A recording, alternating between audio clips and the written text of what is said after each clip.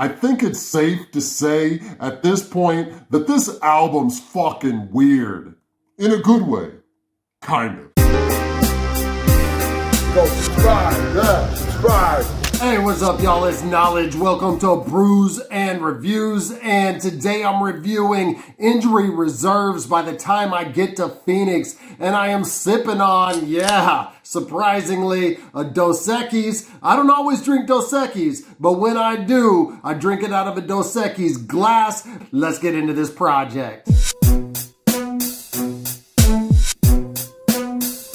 This is the sophomore album from the group from Tempe, Arizona. Tempe's a great town, by the way. I love going there. One of my favorite breweries is there, Four Peaks Brewery. I can't get it here in Oklahoma, but that's a great beer. Every time I go, I bring it back. And I just recently had some. I had my homie, Sir Twiz, bring it back for me. Kilt Lifter, I actually featured that in my video for Ransom's 7 EP review. Anyway, Injury Reserve is an experimental hip-hop group from Tempe, and emphasis on experimental, especially for this project. On their last project, their self-titled debut, I knew they were experimental, but they still had accessible songs like Wax On with Freddie Gibbs and Gravy and Biscuits, but there is none of that here. They are not even trying to get the average listener to bob their head to any of this or to pick up on anything that they are saying on the album. This is truly experimental off the deep end. They also recently lost a central member of the group, Stepa J Groggs. Rest in peace to him. And while we're at it, I haven't got to say rest in peace to several of the greats that we've lost this year. So many greats lost. How did this happen all in 1 year? I'm talking about Biz Markie, Zumbi from Zion I, and Gift of Gab from Blackalicious originally. All great MCs with great hip-hop discographies. Rest in peace to all of those dudes. I did get to do videos on Doom and DMX this year, but I have not gotten to those. I wish I had more time to do a tribute because those dudes truly made some of my favorite hip-hop album. Outside is the first track, and this entire album was produced by in-house producer Parker Corey, and this starts off peaceful enough before descending into all-out chaos throughout the album. The way that Ritchie with the T comes in, especially with what the experimental beat is doing around that time, kind of reminds me of some of the more experimental stuff that Killah Priest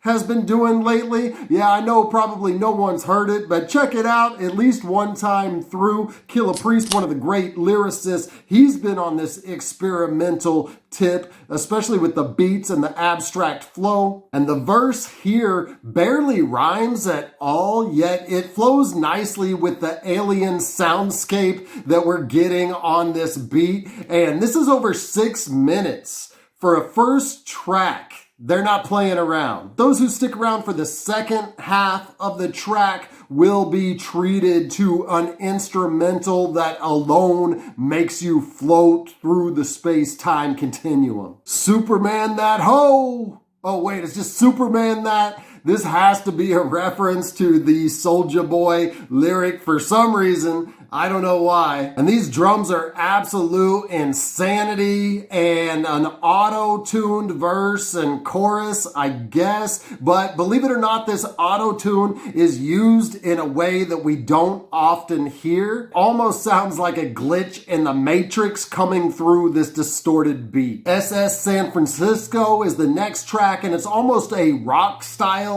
beat on this. In fact, the bass line almost reminds me of something in the vein of Nirvana's Lithium, but I looked up the sample and it actually precedes Nirvana a little bit. It's from 1986 from a group called The Fall, and the sample is from a track called Auto Tech Pilot. Ritchie with a T is more speaking than rhyming and just kind of adding to the vibe of the track, but it really seems to be about the instrumentals and some kind of abstract, chaotic poetics going on in the background more so than flow. And somebody please tell me in the comments, is this a result of Stepa J Groggs' death? Was Groggs the more straightforward MC of the group and they've gone on in this direction without him? I don't know. I mean, I listened to their first project a lot, but I didn't listen closely enough to get the distinctive characteristics from each MC. So maybe this is just a result of Groggs dying and Ritchie with a T going full on experimental without his partner to hold him down. Guest appearance here from Zelooperz, I think is how you say that. And he's kind of the one holding it down, being more straightforward on this track. With almost decipherable lyrics, he says, "Reason for insanity, I ain't got one to use it. Know my body mad at me because it's going through it. Scared to have some kids because the world be going through it." Footwork in a forest fire, a little alliteration for you. And this beat is somewhat abrasive, more so than the others. And that's a statement for this project. But we do get the first posthumous Stepa J Groggs verse, and he says, "Sorry mama, I tried my best to no longer be polite. They tried to take my life and they take my rights. Yeah, it's a sign of the times, time of the sign, look to the sky." And with the outro on this, I think it's safe to say at this point that this album's fucking weird. In a good way. Kind of. Ground zero, crazy, dizzying effects, the way that they mixed the vocals on this, so much so that I'm reading the lyrics and it's still really hard to follow with what's being said. I'm picking up some football references like touchdown, stiff arm, Anquan Bolden. I know the classic rapper CeeLo is referenced. Don't sleep on CeeLo if you're a young hip-hop fan. Yeah, he's whack now. He was doing his voice shit and all that crap, but back in the day, he was an innovative MC with a cold flow. Check Outkast, Get Up, Get Out if you don't believe me, or the whole first, second, and third Goody Mob album. And I think on this track, they're also referencing combating COVID in some way, talking about masks and sanitizers and gloves, but to be honest, I really have no fucking idea what this track is about. This is like a message from the spirit world coming through some white noise on some seance shit. Smoke don't clear, more craziness. I feel like this group went from experimental like a Billy Woods type of sound to experimental like a Death Grips kind of sound. Complete different genre almost that we're in at this point. Top picks for you from the onslaught of ear discombobulation that we got on the last several tracks. It's good to have something that feels like easy listening. It's not easy listening, but easy listening in comparison to the last several tracks. Also, some of the more straightforward lyrics that we're getting on this, it's more easy to decipher what he's talking about,